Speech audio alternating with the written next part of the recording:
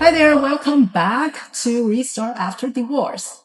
Today, in episode 4, we are going to talk about co parenting in a divorce situation. Yeah. So, lucky me, I have two co parents. Lucky me, I have one. I have just one co-parent, and she's fantastic. So I've been Even luckier. Yeah, I've been very lucky that the co-parenting experience for me has been remarkably smooth. I think one of the things that we agreed upon when we decided to go our separate ways was that, and this is how I explained it to the boys, it's not that you're losing mum and dad. We're still mum and dad. We just will have a different life going forward, but we are incredibly focused on what's good for the children. Mm-hmm. To the detriment sometimes of everything else, but that's okay, because if we were still together, we would make sure that we were doing everything to the detriment of everything else. So we understand as parents, they're our responsibility until at least 18 years old. And I think my experience to date has been remarkable, in my own opinion. We still are able to communicate. We see each other on a near daily basis. We share the responsibility of taking care of the children. They spend time with me. They spend time at home. We never feel like there's boundaries that have been crossed. I think, at least I don't think there is. I think in that respect, in some ways, the children may have ended up with a slightly better situation than if we were still living together. But that's a rarity. I understand. I've been incredibly lucky to find myself in that situation. Me, on the other hand, you laugh. Yeah, I'm sorry. I should not be laughing. I have two people that I co-parent with. So I have, my kids are from two different fathers. So I have one ex is very easygoing, a little bit like your ex. Like, what can we do to support the boy to make sure he has what he needs to be successful, right? If he needs a ride somewhere, if he needs to go somewhere, if he needs to, for example, we did a college tour recently, so we divided and conquer, and then I took him to some and he took him to some, and it worked great because we are able to communicate and know that we might not agree on everything. Yeah. Might agree to disagree, but then the child has whatever he needs to be successful at school, during activity in life, whatever he needs, right? But then on the other hand, I have a very high conflict situation where we're in court constantly. Our court binder is this thick. We were just in court in April over middle school choice. So it's a lot of conflict. We cannot communicate effectively. So it's just being a lot of stress to deal with that situation. So I have two extreme cases of working well together and one that does not work at all. So what causes the former sounds just like a lovely halcyon situation similar to my own, but what caused the issue with the second one that you found yourself in this perpetual mode of conflict? I think he's just very difficult to deal with, because I don't think it's me, because I have one co-parent that works really well and the other one doesn't. So I think it's... You can see where the variable is. Yes, I can see what the difference is. And then it's just being a journey to like figure out how to deal with this situation where it's been like this every year. We're in court over something small, something silly. Everything has to go through court when we have a disagreement, and it's just being exhausting to like spend the money. It's just not. It's draining mentally to go through court, and also like financially, right? Because I have to take off from work and hire a lawyer and show up at court.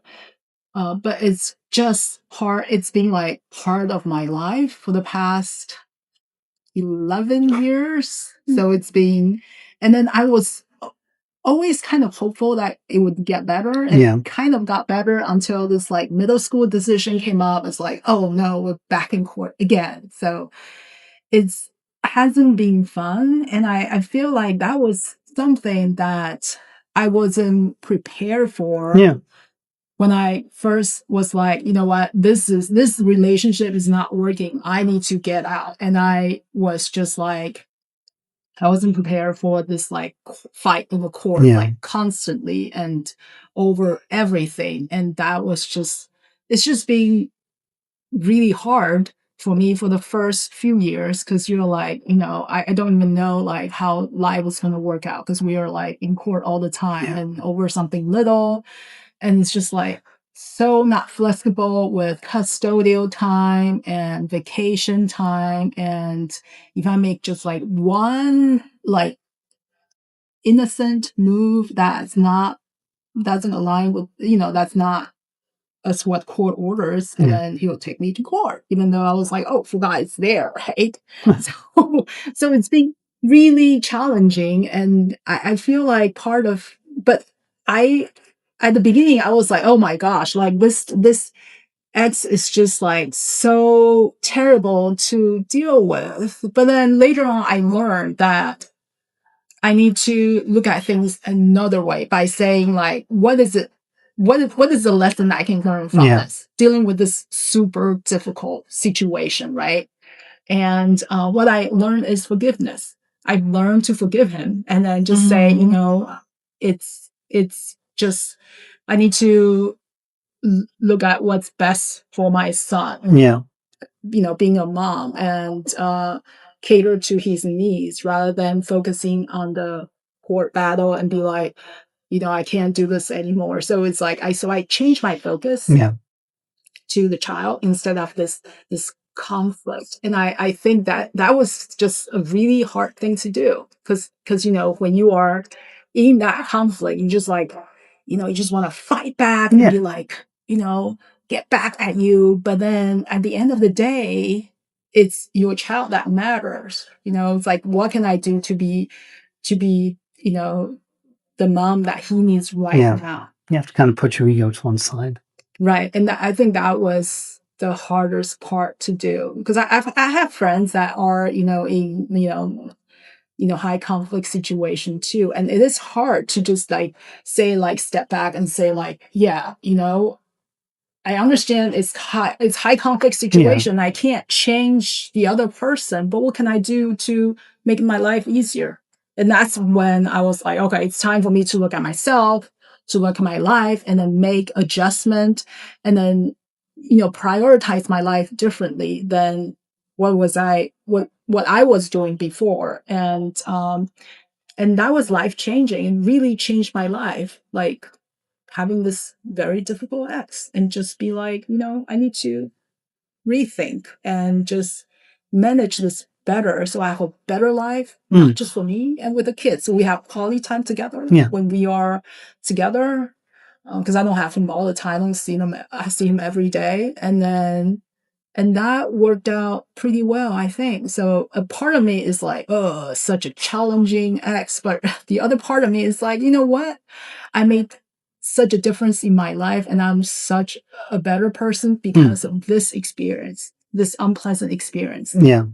That I really learned how to forgive and move on from that. And there are times where like, it's really difficult, right? Because you can't, like, if you talk to anybody, nobody understands like the court battle. Oh no. The custody court battle you have, like, you gotta show up in court, you gotta spend that money. It's so mentally draining, and it just takes a lot out of you. And it just at the end of the day, you go home and you're like, what's my priority today? The next day, my priority is the kids and myself. As long as we are, you know, we're healthy and we have everything we need, I should be just be okay with that. So that's try and keep a more simple lifestyle. Yes. So that's why when you mentioned, you know, at episode 1, And I was like, oh no, my situation is completely different. It's like financially not great because he kept taking me to court, spend all that attorney fees, and then mentally not great because I have to show up in court like every couple months because it takes forever for like one case to resolve, but that's part of life. And then it's just like at the end of the day, being a single mom, you're like, I am just exhausted from life. And what can I do to like take care of my children who like are my priority, Yeah. right? And what can I do to like show up at work every day to be my best self and then to do my job. It's all a process of figuring that out, like, like what can I do? What do I need to do? Yeah. What's going on? So it's been a journey, I have to say. But I became a better person because of that. So I'm like, okay, I'm grateful for this experience. It was tough. It was challenging for many years. But after that, I am me. I really feel like I'm a better person because of that experience. Do you feel he's a better person because of this experience, the ex? I don't think so. Yeah. Do you feel he may have bent too much to his needs? Mind you, you had to fight back. You had to fight back in the courts. I don't think I just follow the court order at the end of the day and just be like, this is what court order. I just follow it and move on from life. Just don't even dwell, and be okay with that. Wow. I just can't imagine that. I mean, to me, it's so alien a concept compared to what I've got at my place but of course, people respond to this in a very personal way. You've hurt their feelings. Yes, we're people. We are irrational, right? Yeah. At the end of the day, we're humans. We can be irrational, can be emotional. There's all that component. Yeah, but why would you be irrational and emotional? It's a relationship. Of course, you have to be, right? Yeah, exactly. Gosh, no, I do realize that I've been very, very lucky to find myself in a situation where a lot of what could cause problems just never manifest themselves. So, yeah, but I feel sorry for you. I had no idea that you were having to go that regularly. It just strikes me as draining. I mean, do you feel it's done out of a sense of sport? Is it done with the children's welfare in mind? Or is it I'm not a great mom. I think I'm a great mom, right? I'm always there for the kids. I'm very supportive. I think he just, my mom told me this is so interesting. She said, the more he loved you, the more he hates you. The intensity of feeling. Yeah, that intensity, it's there. She is just like, that's how she phrased it. I was like, wow, that's a lot of wisdom in that. Like, the intensity, he loved you so much, now he hates you so much, right? I think it's a Eurythmics song. There's a thin line between love and hate. Right. Because they are intense emotions. Yes. So they're very much bedfellows. You can see that love you have for someone very easily turn to hate if they disrespect you, spurn you, do whatever kind of injustice it is that suddenly makes you twist like that. Because the intensity of emotion being what it is, if things don't go well, you are going to get angrier than you would if it was just a friendship.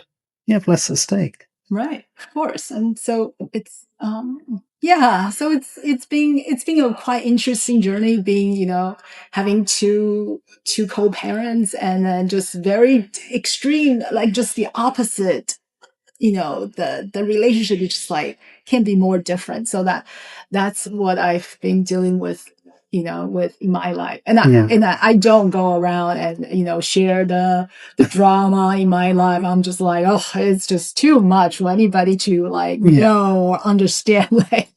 Having one co-parent is complicated enough. And I have two co-parents, right? Do the kids understand?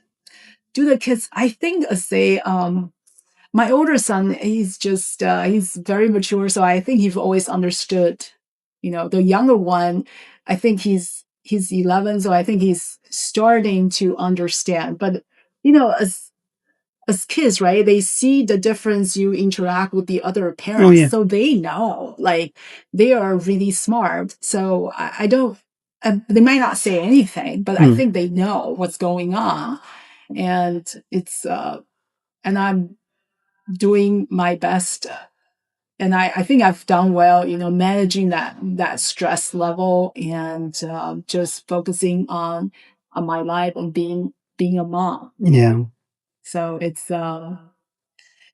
I went through some really, really tough times, and I sharing this experience to want people to know, like, it's not something that we share with others and we talk about with others, but there is light at the end of the tunnel, and you will get through this one way or the other. And it might take a little bit of time. It might not be like tomorrow, right? Yeah. Nice if it's super quick. It might take a little bit of time, but it's okay. I mean, as long as you just focus on the moment and just know that you will be okay. Yeah. It is quite an interesting experience, but I'm grateful I went through it, and I'm here and I can share that experience with people. And I'm grateful I'm not. I'm not going through that experience. You are very lucky. It's not that I'm not grateful for sharing it with you, experiencing it, but I am grateful for the fact it's never come to that. Yes. It takes quite a bit to say, like, hey, we're gonna focus on the kids and not be bitter. Yeah. All right, that's it. We'll see you at the next